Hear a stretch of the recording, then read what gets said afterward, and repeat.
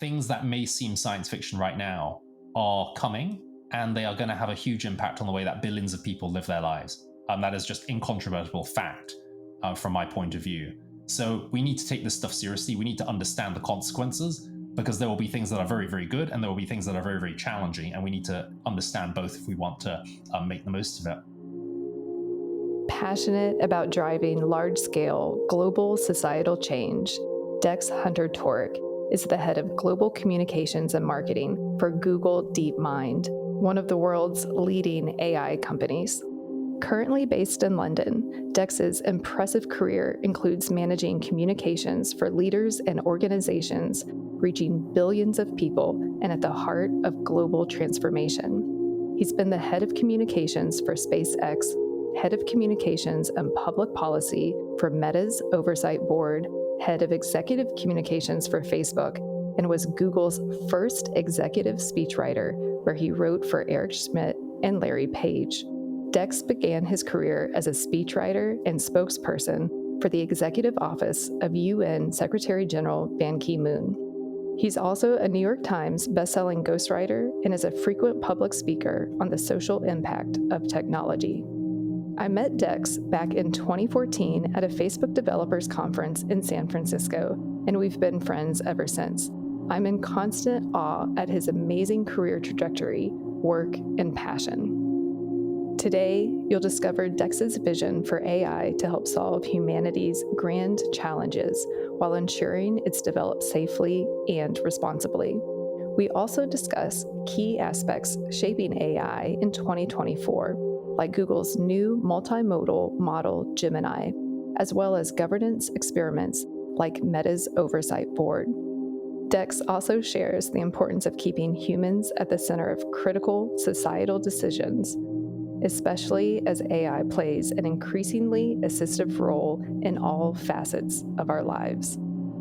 As a writer and fan of science fiction, Dex also shares the power of storytelling and why it's needed now more than ever to make sense of the complexities of AI, and also to capture the public's imagination about the possibilities of amplifying the best of human potential. What does the future hold?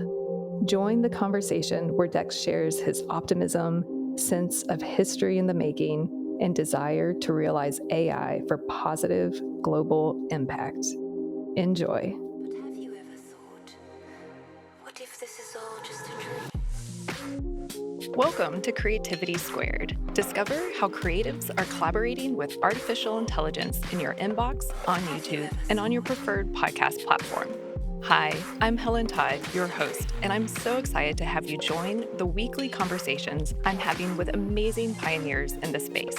The intention of these conversations is to ignite our collective imagination at the intersection of AI and creativity to envision a world where artists thrive. Well, Dex, welcome to Creativity Squared. Great to be here. So I'm so excited to have you on the show.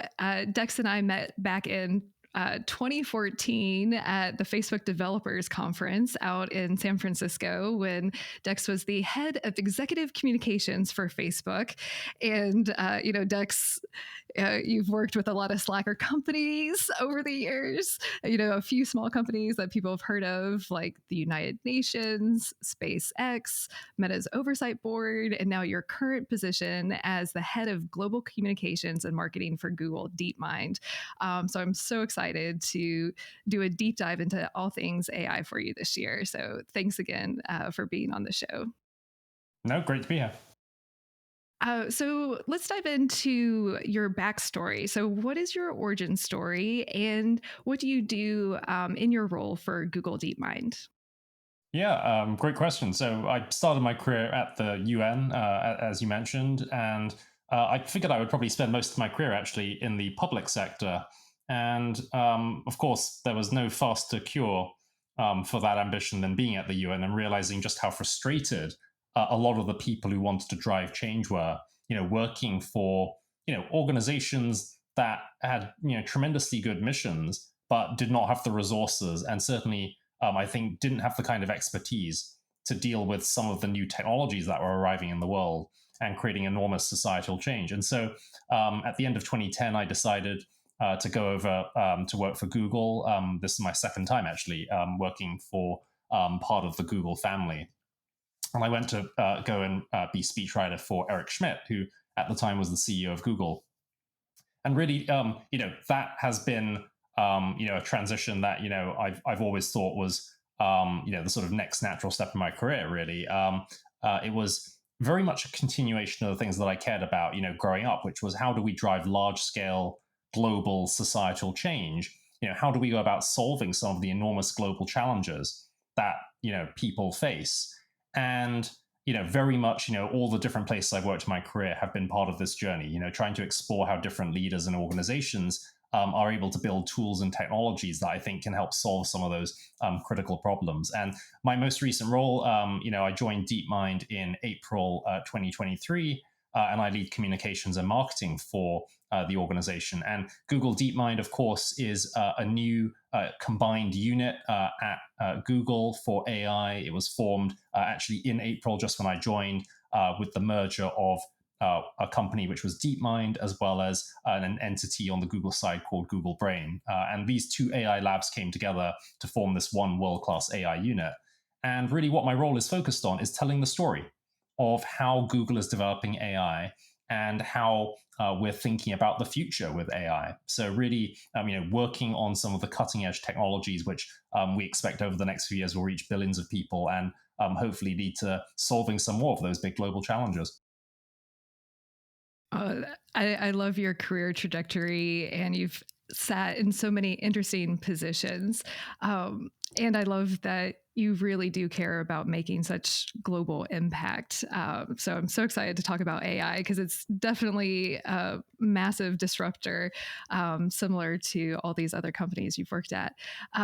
But before we dive into that, I know you're a big sci-fi fan, and I'm curious what some of your favorite sci-fi that's influenced where you're currently at, or maybe influence how you're thinking about AI right now, just out of curiosity. Yeah, I mean, actually, probably a lot of the science fiction that I consumed earlier in my career was all very space related. So it's kind of funny. Definitely, I think a lot of it is still very applicable, actually, to what we're going through with AI. The thing about science fiction, which I think people often don't understand about the genre, or malign it for because they don't understand it, is that good science fiction mostly isn't about technology. It's about society and how communities evolve when they have access to the kinds of futures that are made possible by technology. So for me growing up, it was Kim Stanley Robinson's Mars trilogy that tended to be like incredibly formative. When I was a teenager, it was the first time I had read really good science fiction, which was something that was trying to be realistic and was depicting the evolution of human society with a chain of events that was unleashed by people going to Mars in the early 21st century. And most of those stories are not about the technology. They're about governance. They're about the economy. They're about ethics. And actually, when I went to interview with Elon Musk in 2016 to be head of communications at SpaceX, we ended up talking for an hour all about the first book in that trilogy, Red Mars, which is very much about what does governance look like in a future where humanity is facing these enormous global challenges, and of course global challenges on two worlds in those stories. And so when it comes to AI, absolutely, there are lots of amazing portrayals of that. I think naturally, because fiction and science fiction are still trying to be exciting and they're trying to appeal to a mass market, they tend to veer towards the extreme predictions of what that future looks like. So of course, I think a lot of people, when they think about science fiction depictions of AI, they're probably going to think about things like the Terminator. I think there's other more thoughtful depictions, though. I mean, actually, Kazuo Ishiguro's Clara and the Sun, was a story which I thought was very, very beautiful. And that's very much about what does, one facet of human and machine existence look like in a future where AI is playing a big part in people's everyday lives. So, I'm still reading a lot of science fiction amongst lots of other things. I love that. And we're definitely going to dive into governance in a little bit in the conversation, and to the Terminator dystopian narrative, which dominates I think, too much of the AI conversations, to be honest. Our last episode for Creativity Squared in 2023 was a Terminator 2 remake done as a parody where AI saves the day. So it's hopefully we'll see more positive AI stories in 2024 as well, too. Oh, actually, Terminator 2, the AI did save the day, right? It was Arnie, who was playing a Terminator who was reprogrammed. That is true. That is true. So if you haven't seen that episode, you'll just definitely have to check it out in the film. So you're at Google at head of communications for DeepMind. There's a lot of AI projects at Google, and Google, has been in the AI space for a long time for search. But can you give us a quick rundown of some of at a high level of like all the different Google AI initiatives? Because I know that there's a lot that comes out. It seems like almost at a weekly basis, there's a big new announcement being made. Yeah, absolutely. I think the way you described it is spot on. There was a week just a few weeks ago where in the same week we were announcing something called GraphCast, which was the world's most advanced 10-day weather forecasting system. And we were also announcing Lyria, which was the most sophisticated music generation model from Google DeepMind. So there's just been this staggering cadence of announcements and new breakthroughs in research as well as the product.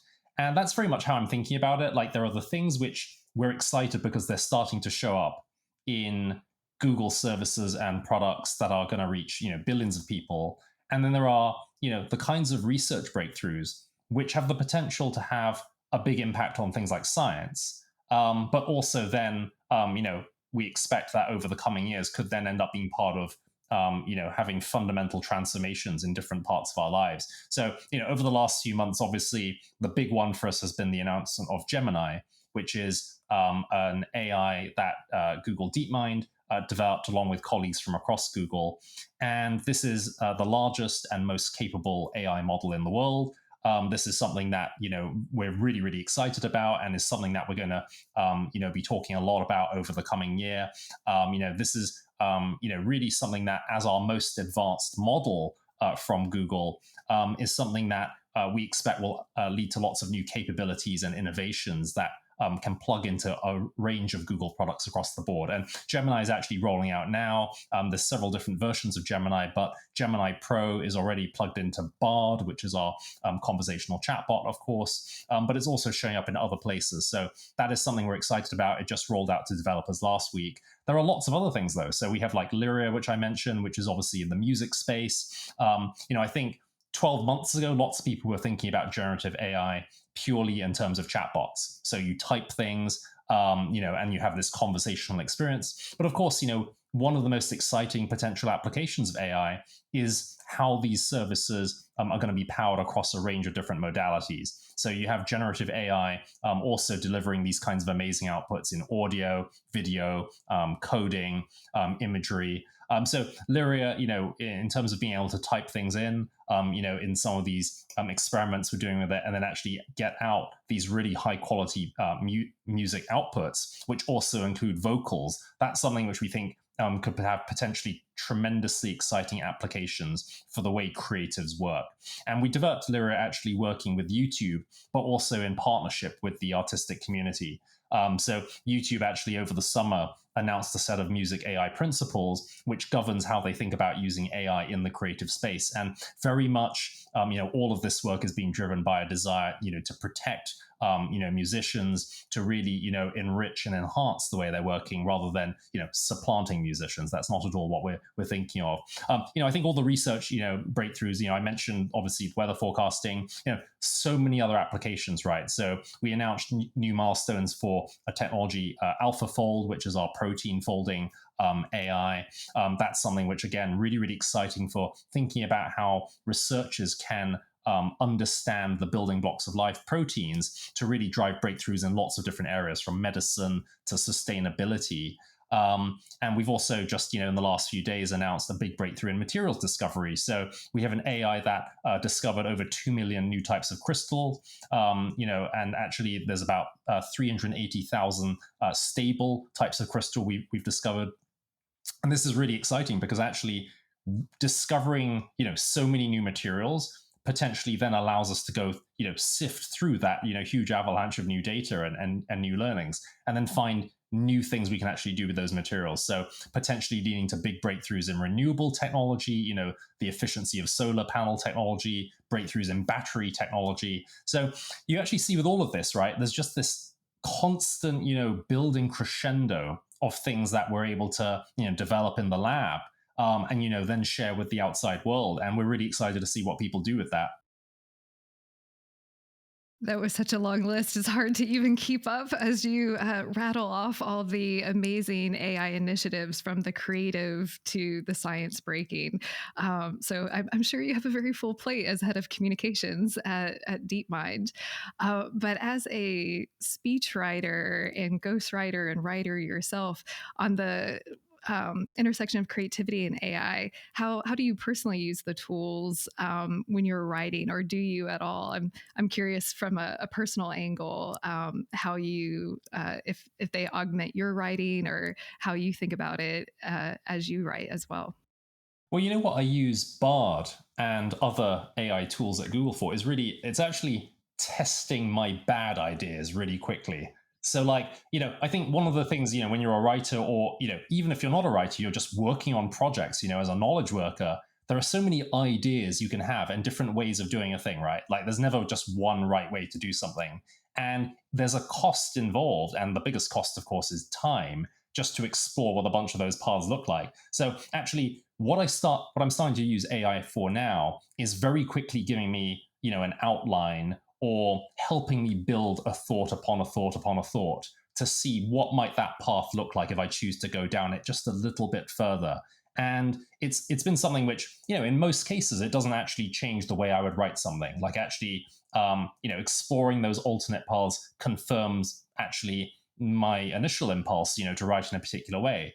But actually, like, just being able to test this a little bit more gives me more confidence in the final output that I'm delivering, that actually, hey, the choices I've made here are the right ones. So I think actually, that kind of rapid prototyping of ideas is a thing which I think is really, really interesting. There are other things, where I've started to use AI to tackle what one person described to me, a few months ago, which I loved the phrase cognitive manual labor.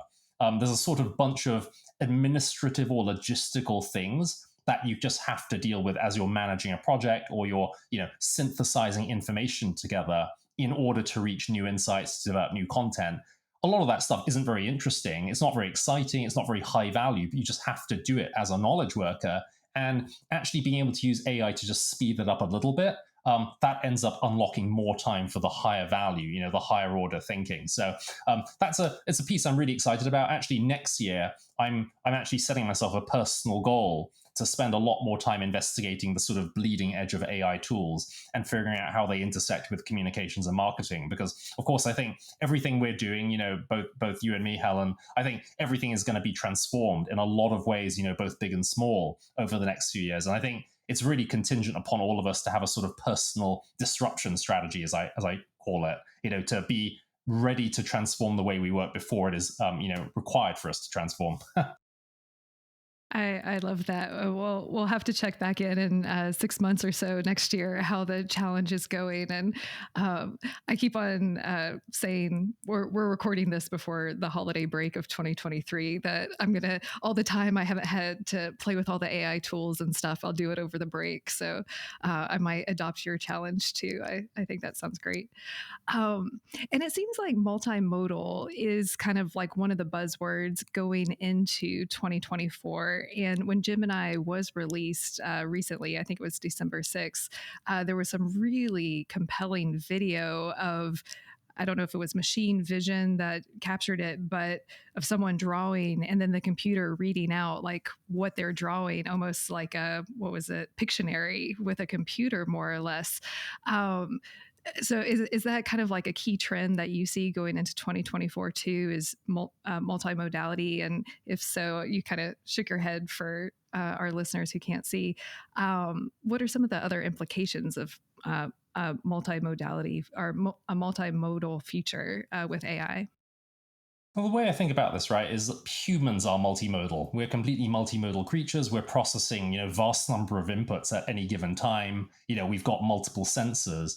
Um, the way that the first sort of generation of, these mass AI tools showed up to people, the sort of first wave of conversational chatbots and things, they were very much focused on a single modality, or where they appeared to have some sort of multimodal capabilities, right? You can use a chatbot which also generates images. It tended to actually be basically, cobbling together of different models. It actually wasn't, a richer synthesis of capabilities where the models actually were able to do things that were more advanced, which combined the learnings and the understanding across many different types of modality. And with Gemini, for example, which is multimodal from the ground up, we are heading towards a future where that kind of capability will be something that very much is something that people want to make use of in their everyday lives. And I think what it promises, at the high level, is we get towards tools that are genuinely more useful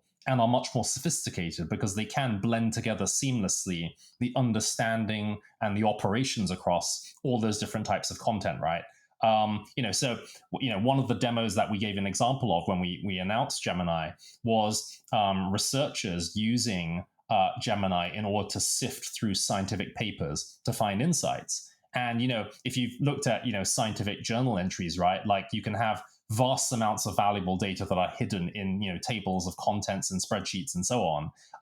And it's a real devil to actually extract that stuff from those papers using the existing generation of tools. You can actually get text out quite easily, but then sifting through the numbers and then actually being able to figure out how to interpret all of that data together, much more challenging. And so we have with Gemini the capability to go and do that. That promises just in that one area, right, with researchers, to speed up the way that they're pursuing new breakthroughs and new discoveries. And I think it will be much the same, right, in the ways we work. There are all the different types of content we're using on a daily basis. You may be watching a YouTube video, you may be reading a whole bunch of blogs, you may be listening to a podcast, and actually being able to connect the dots across all of that is going to end up tremendously valuable. Yeah, it does seem like all of the connecting the dots, well, I guess just AI in general is kind of like trying to replicate our minds and how we work and operate, and it's getting closer and closer to that. So, and even I think one of the wildest things that came out of this year that I've seen is some of the research about taking what's happening in our brains and then using AI to decode and translate it into images and moving images. So on the sci-fi front of literally taking what we're thinking and turning it into digital content where like that technology already exists, which is pretty wild. But the more that you can read my brain, the better. So I welcome all of the the AI tools on that front to get it out. But one thing I definitely wanted to talk to you about on the show is kind of where we sit on the regulatory and institutional front, because you sit at such an interesting seat, having worked at Meta for the Oversight Board, which and now at Google DeepMind. And I've said on the show before that I think the Oversight Board was actually very imaginative and forward thinking of Facebook/Meta we live in a world of borderless technology. We're all connected digitally, and we don't really have adequate, institutions to make everyone equal digital citizens. We have levels of different levels of digital citizenship depending on where we live and whatnot. The problem with the Oversight Board is that it's derivative of Facebook, and it's kind of like a child telling a parent, like, this is how you're going to parent me. But I do think it was very, I don't know, ahead of its time in thinking that way. And now I know you got to go to the, what was it, the AI safety. To the summit, yeah, Bletchley Park. Yeah, you spoke at the AI Safety Summit and are thinking about these things. So I'm really curious from the seat that you sit, kind of where we're at and what's kind of needed for AI and the global impact that it has. Yeah, absolutely. I mean, I think the oversight board, right, was a really interesting and important experiment because it reflected the fact that we are facing novel challenges from technology, and existing mechanisms for governance clearly were insufficient. And I think everyone who was involved in the Oversight Board project, certainly myself, came at this with a great deal of humility, which was this is a small part, a very small part of a much larger ecosystem of solutions that's needed. Nobody was saying that the Oversight Board was going to solve all of the problems people were experiencing with Facebook and Instagram, but it was certainly an interesting route to go and explore and to see if there were particular things, such as building in a much more principled human rights driven approach towards content moderation, having a much greater focus on digging into challenges in the global south, facing users, in places that have historically been underrepresented, amongst Western technology companies and how they think about platform moderation. That was really, the sort of impetus that drove all the work we are doing there. And I think the commonality, right, with AI is we're coming again at this very novel set of applications and tools, recognizing that, again, we're probably going to need new types of governance and evolved types of governance. And, Bletchley Park, as well as, all the other sorts of recent, momentum we've seen, in looking at new solutions, whether it's on the US side with the White House declaration or, with the EU AI Act. I think it's very much driven, again, by seeing how do we build up this architecture designed to solve problems, in areas that we don't currently necessarily have the right, frameworks, to fully account for the new kinds of challenges. And, one of the things, we think about a lot at Google DeepMind, right, is what are the new mechanisms you'll need in a world where AGI might exist, which, might be a decade away or more than a decade, but still is something that we have pretty strong confidence is on the horizon. We have foresight of much more advanced systems that are coming into the world. Gemini as the most capable, model from Google is just a sort of proof point on the road towards that future. Absolutely, in a world where you have, human-like intelligence, human-level intelligence, from AI, do we have the right current set of solutions? Probably not. We probably need to invest much more in thinking about how companies develop these tools responsibly, as well as how these things are used in the outside world. And, what we've seen over the last year with the summit and other things is a lot of different actors, including governments, starting to come together around the table and to agree on what is a shared research agenda, what are the things that we need to absolutely, have a point of view on before we then develop those solutions. And, I think the progress has been really, really encouraging over the last year, and I think we'll see more of it next year. Yeah, thank you for sharing that. It's so easy. People love to hate Facebook and all its capacities. And I do think, because I followed what was happening at the Meta Oversight Boards pretty closely, that it was very impressive who they brought to the table, especially on the human rights front. So I don't want to discount that, but I think how you framed it as an experiment is a good way to look at it. Mm-hmm. And having worked at the oversight board and knowing that we don't have, I guess, the adequate institutions now, what is your biggest takeaway that we need for a future institution or similar entity? I think it's probably that we really do need to think about diversity and inclusion when we build these institutions. It's easy for people to, sloganeer, and to talk about how they're building inclusive entities, but actually building bodies that really do bring together lots of different points of expertise, including points of view that you don't agree with necessarily, and represent just very different perspectives, outside of just a, hardcore technology, point of view. I think that's really, really important. In a future where, AI is going to have this fundamental impact on society, on communities, on businesses, actually, most of the challenges aren't necessarily going to be technological. They're going to be things that, obviously have a technological root, but they're societal challenges. And that means, the points of view you need are going to be much, much broader. And when you have very introverted conversations, within the tech industry or within the ecosystem, and they aren't things that engage, for example, actors from the global south or business leaders or civil society leaders, or experts from fields outside of the sort of usual suspects within STEM, I think that's when you're doing yourself a huge disservice, right? Because actually, you're probably not going to build tools that fully account for the way that the world is going to be using them. And particularly when you're dealing with a technology that is this powerful, where the potential for misuse of this technology is certainly one of the greatest risks. This is something we absolutely have to think, in a much more long-term perspective. We need to get those points of view in order to develop that technology so it is safe and responsible.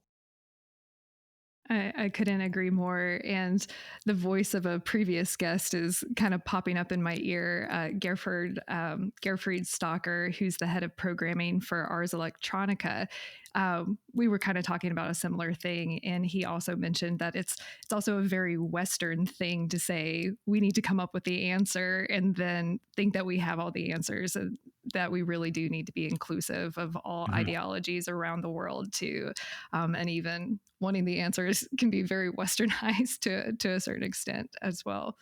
And one thing that was kind of interesting when I was preparing for the interview, there was an article in The Guardian. It was an interview with Demis Hassabis, and he actually proposed in the article very specific examples of bodies that a new entity could be based off of, including the Intergovernmental Panel on Climate Change, and really looking to like the UN as maybe a housing for some of these watchdogs.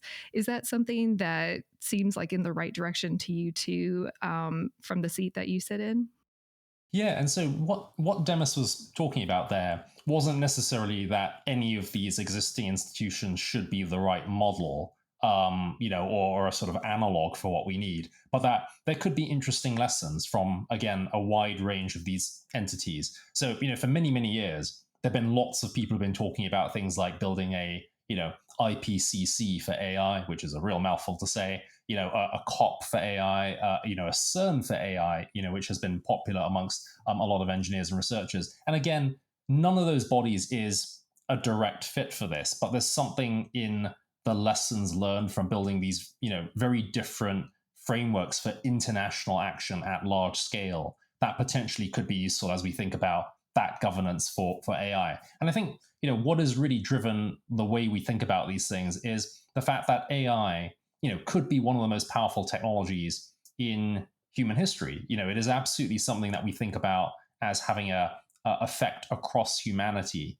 And that means we do need to think about what does a global framework for action look like. We're in an age where technology diffuses so quickly, through the World Wide Web. Obviously there are multiple services out there which have billions of users. There's many, many Google services which have 2 billion users. So as we think about that future where the capabilities of AI are getting more and more advanced, and certainly, people around the world will want to make use of AI tools, we do need to think about, again, how do we really drive global action to think about these things together rather than just individual jurisdictions or individual communities racing to get ahead, but not actually understanding that, ultimately we're all in this together.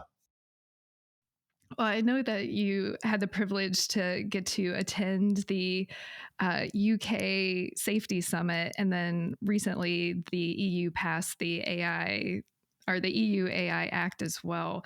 And I know Europe, really does lead the way when it comes to regulating AI. What were some of your biggest takeaways for the current, conversations at the summit and or the the EU AI's Act that just passed that probably has implications and ripple effects around the world too. Yeah, I mean, with the EU AI Act, I think we're still digesting that and what the full implications are. Obviously, something that's very, very important, within the global AI ecosystem. And certainly, I think at a high level, the sort of direction of travel, the principles that Europe is driven by in seeking to safeguard the impacts of AI on populations. I think that's something we very much agree with. With the UK AI Safety Summit, I think we were very encouraged at the fact that so many diverse actors were willing to come together around the table and commit to understanding the challenges of AI and building a shared research agenda to really unpack these, as well as I think the focus on not just talking about the challenges and what the potential risks of AI are, but really ensuring that action also drives progress on realizing the opportunities. And it would be a mistake to only focus on one aspect of that and ignoring the other. I mean, really, AI is something that we, believe will have a positive societal impact if we manage the risks well. We wouldn't be building this technology unless we believed in it very, very strongly. And we need to ensure that the debate doesn't end up lopsided and we think only about it in terms of the pitfalls, because that's when we will lose sight of the opportunities. That's where we will end up just, throttling this, rather than actually saying we need to build it safely, we need to build it responsibly. Absolutely, that is essential. But we also have things to do with this AI that are about improving life for billions of people. So actually seeing that governments and industry and civil society and others around the table really did want to continue driving that action to see the value of AI realized, I think is something that we were very encouraged by. Hearing you say all that, it is very encouraging to hear as well, and also again, not to concentrate just on all the dystopian futures. I'm a big believer, and I've said on the show, kind of we manifest our realities, and if we only talk about the dystopian, that's what's going to happen. And I think you said on another interview, AI opens up all of these possibilities, but it's up to us to choose which path we go. Which Mhm. I really appreciated what you said about that. I know you've also said transparency is a very big element to help build trust. And since you said it a little bit earlier in our conversation about, the risk of bad actors, I did want to surface that because we're going into 2024. This episode will be out sometime in 2024. And it is a massive election year. And I didn't realize how big until I went to the Content Authenticity Initiative's symposium. All these AI things have these big mouthful of words and acronyms. But one thing that they shared at the symposium is that there's going to be over 40 national elections taking place globally. And I've seen two different metrics. The Economist reported out that over 4 billion people will be going to the polls, which is half of the planet voting next year, and we won't see another election year like this for a quarter of a century, which is pretty wild when you think about the bad actors with misinformation, disinformation, deep fakes hitting the election, news cycles and whatnot. And then also, from the seat that you sit from the Meta Oversight Board of content moderation, it opens this whole can of worms. But how are you thinking about AI going into 2024 through the lens of it being a pretty wild election year? Yeah, absolutely. And I think just a few hours ago, actually, Google published a blog outlining all the different steps we're taking to secure elections in 2024. And there's obviously a lot of different things in there about, establishing, best in class security and really, having the kinds of tools and systems that allow us to have confidence there. I think there's not a single, easy fix for securing elections. And obviously, AI is something that is going to be used in a lot of different ways, to generate content, to analyze information. There are probably many, many different things that are needed as part of the solutions that we need, to really ensure that in lots of different areas, not just elections, that people do have trust and confidence in the way institutions function more broadly. And that's obviously important for democracy, but also business and society.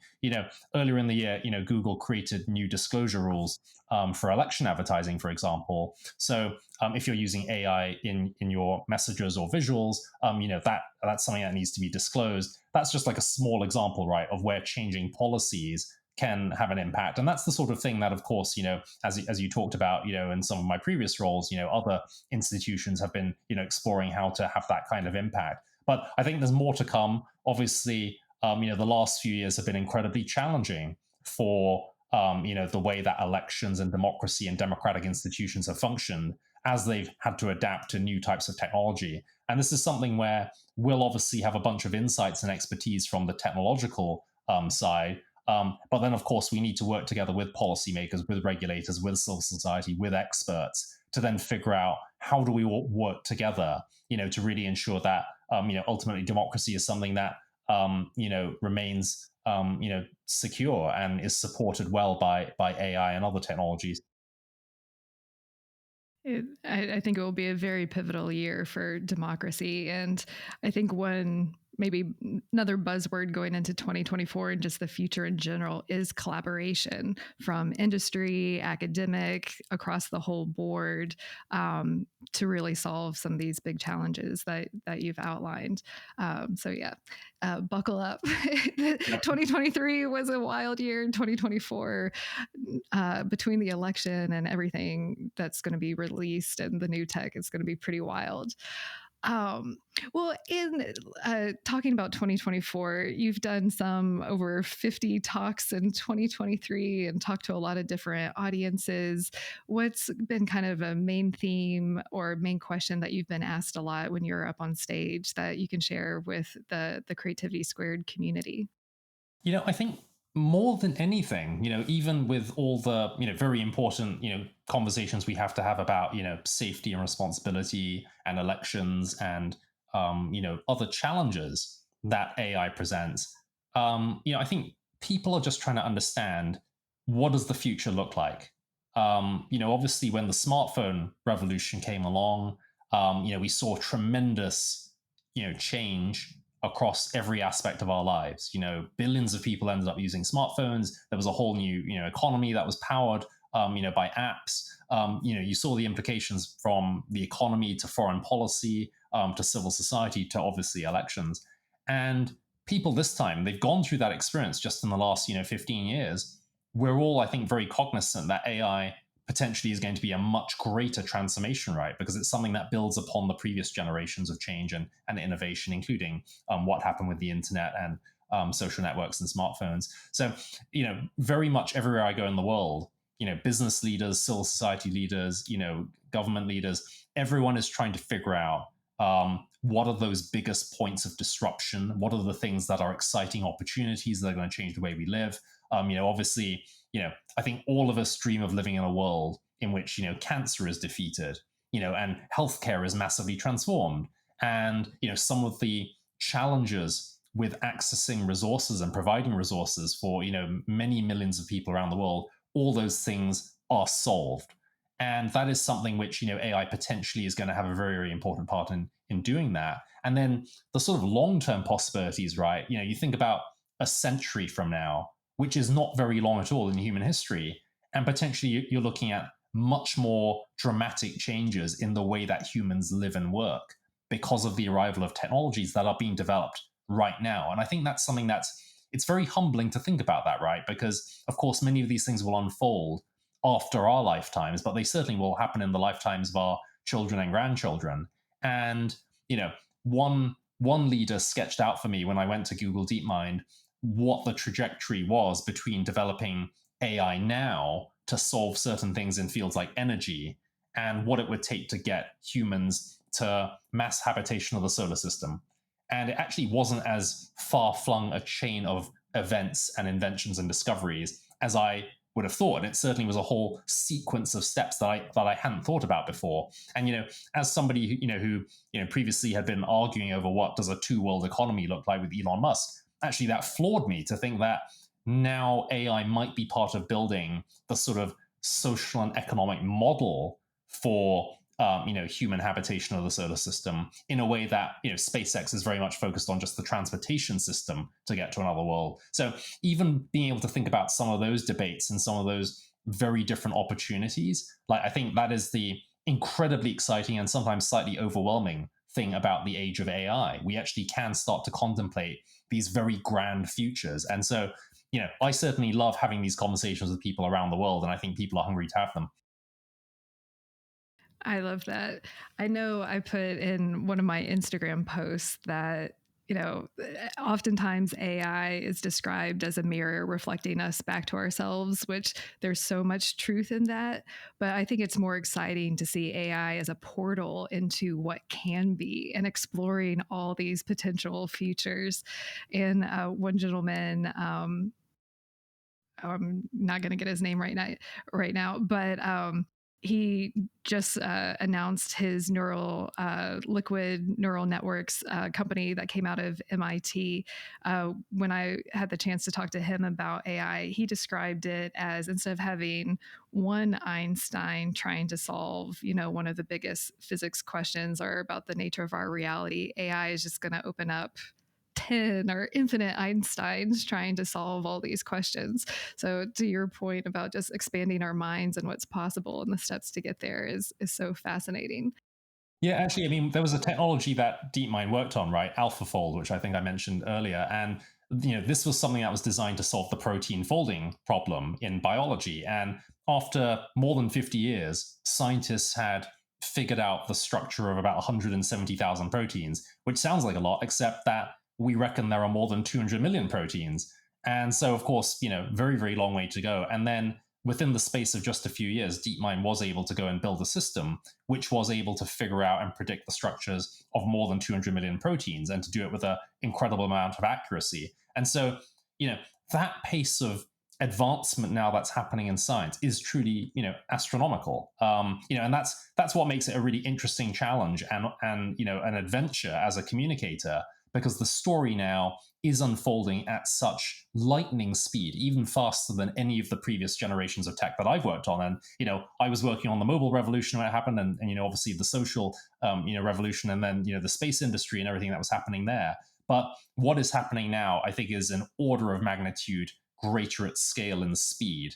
We're living through history right now. And that's something which is, very, very profound. But it's also something that, we're going to have to work in entirely new ways just to keep up with that. I love that you've been at so many companies at the cutting edge of tech pushing our societies forward, and that you love story so much, and understand the power of story.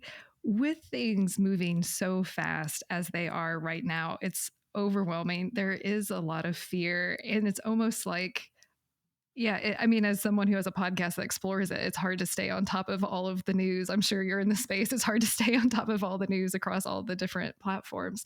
Like, how does the role of story in our slow human minds sometimes to wrap our heads around the technology? Maybe we could talk a little bit about like the power of story, because how you said it was just so beautiful. Like, how does story like address the AI overwhelm? Like, and how do you get a story to break through the noise? Because there's so much noise around AI too. I'd love to hear your thoughts about how you think about story related to AI. Yeah, I mean, stories are the ways that people communicate. They have been since the dawn of time.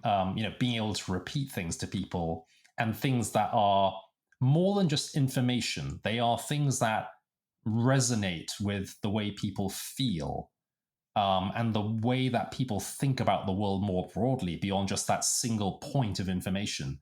That is the nature of the challenge, right? And the nature of the opportunity. When you tell a good story, it stays with you. It becomes part of you. It has an emotional impact as well as a pure transmission of knowledge. And that's what makes you then repeat it to other people, and then has that kind of transmission effect, which can lead to very powerful change within societies. And you think about all the great moments in human history and changes and revolutions and breakthroughs. In so many cases they were driven by the power of storytelling, done in very, very artful ways. And with AI, in this world which is moving so fast now, and where I think all of us feel, this pressure between, trying to just keep up with what's happening now, but also trying to prepare for things that are more longer term and maybe less urgent, but still really, really important. I think stories can help us cut through it. They can help us focus on the things that are important, but also allows us to communicate with lots of different people in ways that do resonate, much more powerfully. I think with AI, storytelling is particularly important because so much of the technologies, so many of the technological debates are incredibly dense. Like they're actually things that are far too complicated for the vast majority of the community to actually understand, at least without spending a lot of time preparing, to understand, which we just don't have. And so actually the ability to tell the stories where you can unpack them for a broader audience, I think that's key to allowing us to take along the community as we develop those technologies. That was so beautifully said.